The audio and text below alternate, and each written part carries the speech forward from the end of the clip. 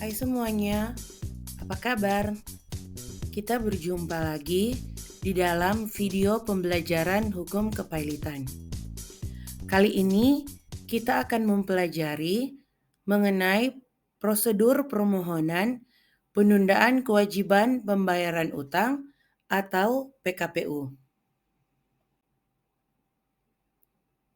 Yang pertama, permohonan PKPU harus diajukan kepada Ketua Pengadilan Niaga di daerah tempat kedudukan hukum debitur dan memiliki ketentuan sebagai berikut. Pertama, jika debitur telah meninggalkan wilayah negara Indonesia, maka pengadilan yang berwenang untuk menjatuhkan permohonan putusan atas PKPU tersebut adalah pengadilan yang daerah hukumnya meliputi tempat kedudukan hukum terakhir debitur. Jadi, jika debitur berasal dari Makassar dan kemudian sebelum dia meninggalkan wilayah negara Indonesia, dia tinggal dan menetap di Jakarta, maka pengadilan niaga yang berada di Jakarta juga berhak untuk memutuskan perkara kepailitan tersebut. Yang kedua, apabila debitur adalah persero suatu firma, pengadilan yang daerah hukumnya meliputi tempat kedudukan hukum firma tersebut juga berwenang untuk memutuskan.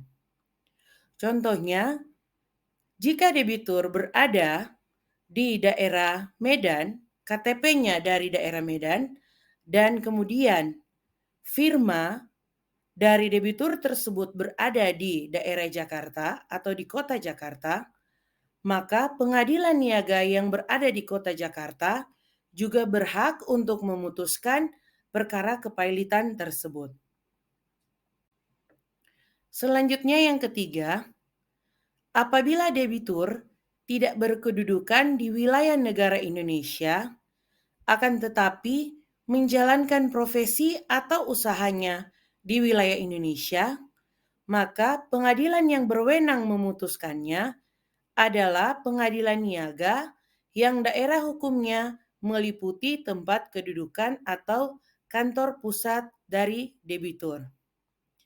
Jadi, jika seumpamanya debitur yang diajukan PKPU tersebut dia tinggal di luar negeri dan kemudian untuk kantor pusatnya berada di Kota Medan, maka pengadilan niaga yang berada di Kota Medan berhak untuk memutuskan perkara PKPU tersebut. Yang terakhir, apabila debitur merupakan badan hukum, tempat kedudukan hukumnya adalah sebagaimana dimaksud dalam anggaran dasarnya. Perlu diketahui juga bahwa permohonan untuk PKPU ini harus juga dilampiri dengan rencana perdamaian. Jadi, jika debitur dalam hal ini merupakan suatu badan hukum, kita bisa melihat dan mengecek melalui anggaran dasarnya yang berada pada akte pendiriannya, tempat kedudukan perusahaan tersebut didirikan.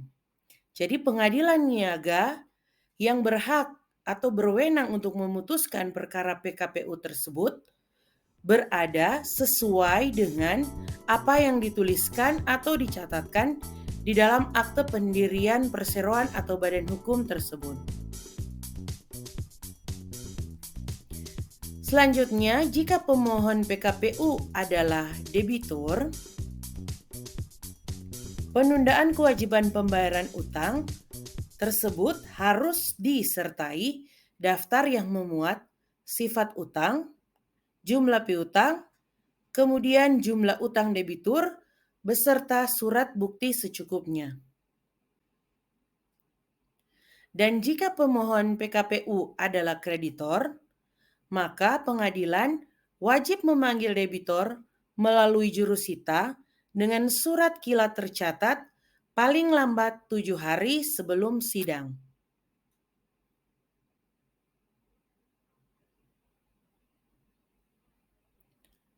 Yang kedua, syarat permohonan PKPU.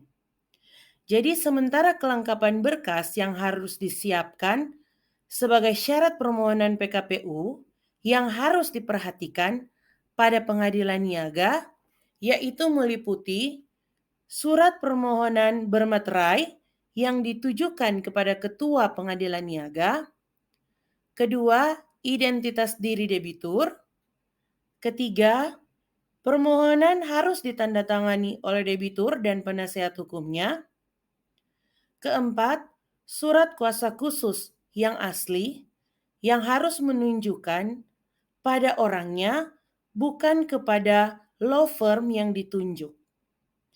Selanjutnya, yang keenam, izin penasehat hukum atau kartu penasehat hukum. Yang ketujuh, nama dan tempat tinggal atau kedudukan para kreditur konkuren disertai jumlah tagihannya masing-masing pada debitur. Kesembilan, neraca pembukuan terakhir. Dan selanjutnya, rencana perdamaian yang meliputi tawaran pembayaran seluruh atau sebagian utang kepada kreditur konkuren. Hal tersebut jika rencana perdamaian juga akan diajukan pada permohonan PKPU. Demikianlah video pembelajaran kita pada kali ini, yaitu mengenai prosedur permohonan PKPU. Sekian dan terima kasih.